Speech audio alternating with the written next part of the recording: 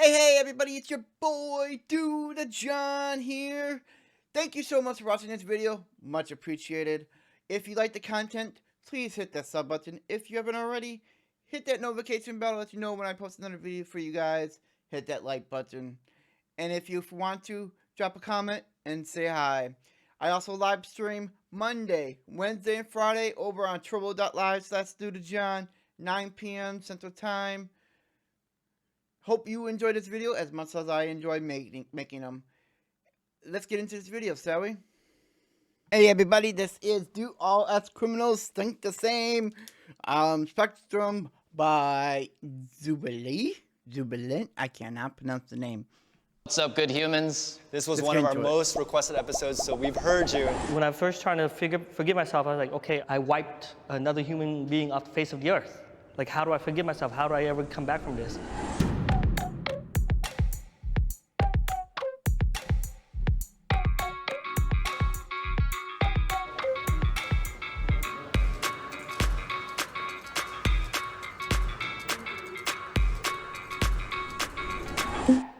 My relationships have suffered since being convicted. 3, 2, 1, go.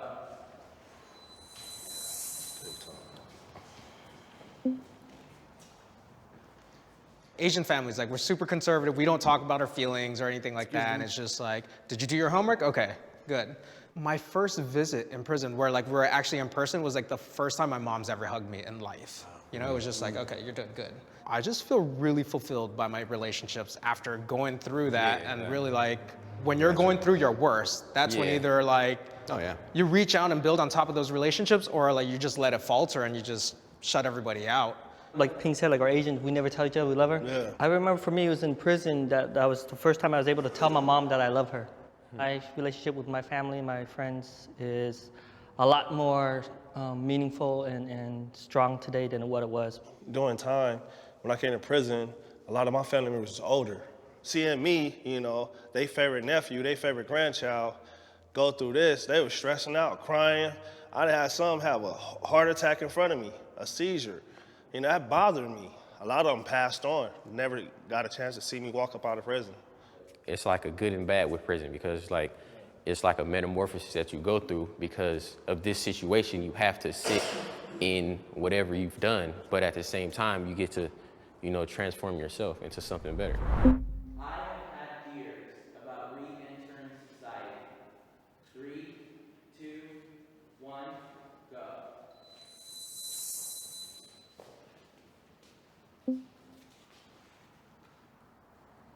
I've been out a little over 2 weeks, and the process has been a little easier than what I thought it was going to be. I'm just ready to get the ball rolling. I'm 43. I don't have no time to be playing, so I'm kind of like on it right now. And I know it's going to be struggles. I know it's going to be challenges, but I'm prepared for that too. How long were you in here? Over 25 years. Yeah. I wasn't fearful just because like I had a set date. I went in, I was married, so the plan was like, we're gonna do this, do this, do this. So I was just fortunate that I did have people around me. And even in prison, I had people around me that were like, you know, you can get out and do this. There was always options. I never felt helpless. I was terrified of getting out of prison. I went in at 19 and got out at 33. I know exactly all my friends who are now aerospace engineers and doctors and everything. I'm like, I have no work experience. I have nothing to put on my resume. I have no job, you know, prospects. What if I fail and my family has to continue taking care of me? It scared the crap out of me, more so than staying in prison. I knew that prison messed me up, like mentally, like just day in and day out of them telling you that you have no value and you're nothing. I knew that that was like in my brain. But I think you've done the most of that fear though. Look what you've done now since you've been home. So I think you've done good for yourself. Thank you. So we got good outlook. The punishment I received fit the crime I committed. 3, 2, 1, go.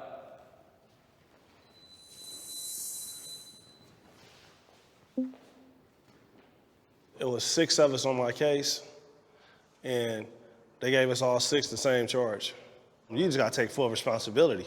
this is what they say you're guilty of, this is what your charges is. Even though I didn't pull the trigger, even though I didn't do all the other things that other people did, it was like, you know, all 6 of us go commit a crime, but all 6 of us didn't participate. But all of us got charged with the same thing. I was a vengeful person years ago, and I was a retaliative individual, and I ended my best friend's life, and I received life, and it was absolutely fair. But it wasn't fair for their family, because I can still see my family, so I agree. I have a hard time forgiving myself. 3, 2, 1, go.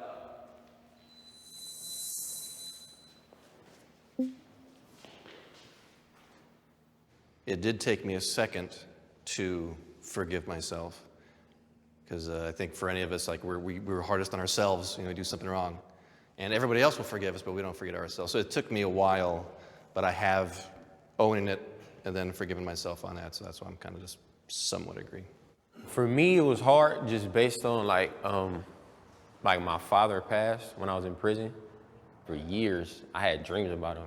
That's what made it hard for me to like get over it. But I think once I kind of like faced it and actually grieved that loss, that's when I was able to actually move forward. To watch my mom drive out every single weekend and camp out in front of the prison overnight. And she would come in and sit there at visiting, and she'd be so exhausted she'd just fall asleep. When I was 20, I was like, Mom, just go home. Like, just go home and go to sleep. But I didn't realize that she did that because she loved me that much. Now knowing that she went through all of that for me, it's tough to forgive yourself for that. Oh yeah, You know? When I first trying to forgive myself, I was like, okay, I wiped another human being off the face of the earth. Like, how do I forgive myself? How do I ever come back from this? But I figured if I sit there and hold on to that, there's no moving forward. So if I really feel bad and if I want to forgive myself, then how can I make sure there's no more victims? How can I make sure that I can make a better life for myself and other people around me? The justice system is unfair. 3, 2, 1, go.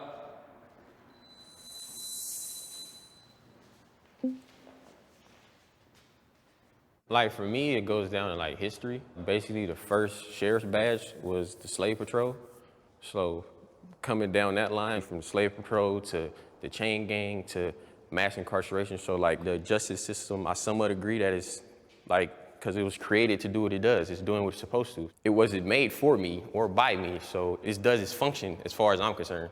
The justice system is, you know, based on how the prosecutor can bolster his success rate in court, because that's how they get into private practice, right? It's sort of like our political system. They're not going to go for, you know, soft on crime laws because they don't get elected into the next, you know, term. Same thing with the prosecutors. They're not going to, you know, try a case where they're not so sure about, or they're going to like stack their case against you because they want to bolster their success rate so that they can get into private practice and make even more money. You're right, I agree because with that one. 2 people with the exact same charge, depends whether they have public defender or paid lawyer, Public different defender, outcomes. public defender, paid lawyer, county that you got arrested at, state you got arrested at. Like, I mean, you Race. go across the board and it's And completely, race, too. you can do from like 2 years to a life sentence on any charge. Besides those that are innocent, and I do agree with a lot of things he said, when this first came about, I used to tell some of my friends, oh, it's my attorney's fault I got 25 to life. Well, it's my upbringing when I got 25 to life. But I realized that laws were in place and justice system to protect society and our own families as well. I didn't put the gun in my attorney's hand. I didn't put the gun in the judge's hand or the jury. I'm the one that put myself in that. And when I got the 25 to life, I understood and I accepted it. I totally respect your viewpoint. I just feel like it's 2 separate issues. You know, like I take responsibility for it. I still don't think the game's fair, right? Like they lock us up away for years, don't provide any way for us to really better ourselves. And then on your release date, here's $200, get out of here, don't get in trouble again.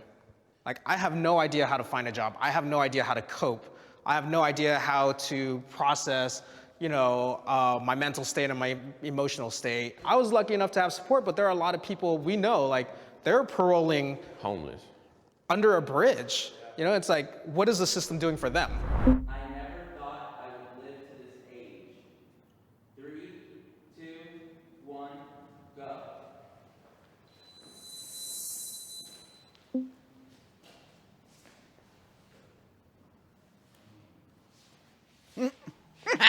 He's like, I don't know. Like the nerd over here. I mean, I had all those fears. My family's like, just keep your head down. Everyone's like, don't say what you're in for. And I'm like, I'm in for fraud, you know. And I just kept my head low. I'm like, that's it. So I basically knew I was coming home. But it was an adventure. A lot of my friends died as teenagers, 16, 17 years old. The area I grew up in, you know, it was, you know, you didn't even live to see 21. I have no friends that I grew up with playing Pee Wee League, all that. They're all gone. So my mother looked at this as this is what saved me. My very first cellmate was a lifer, you know, who like murdered his wife in cold blood, and we didn't get along. And you know, he one night he put citricide in my food, like industrial cleaner in my food, and like I caught him. I'm like, well, what am I supposed to do now? And you know, I talked to the guys. They're like, you gotta handle it, you know. I was just a kid, you know, and there were definitely times where I didn't think I was gonna make it out.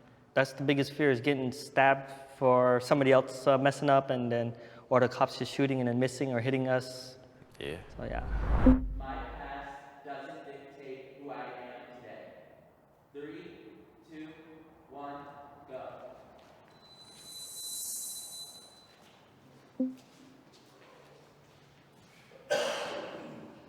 You know, you have a fucking voice, and you're not everything the guards tell you are. You're not everything the prosecutor said you are.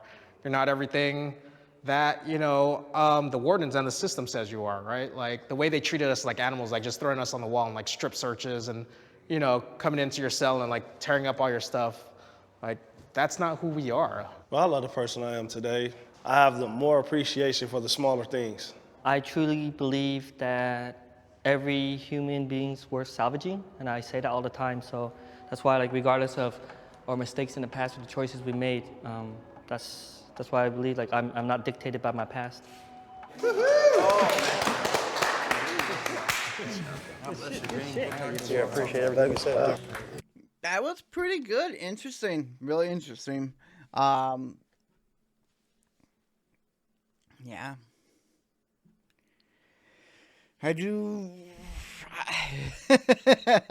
I don't have any intake or output or whatever the word I'm looking for on this one.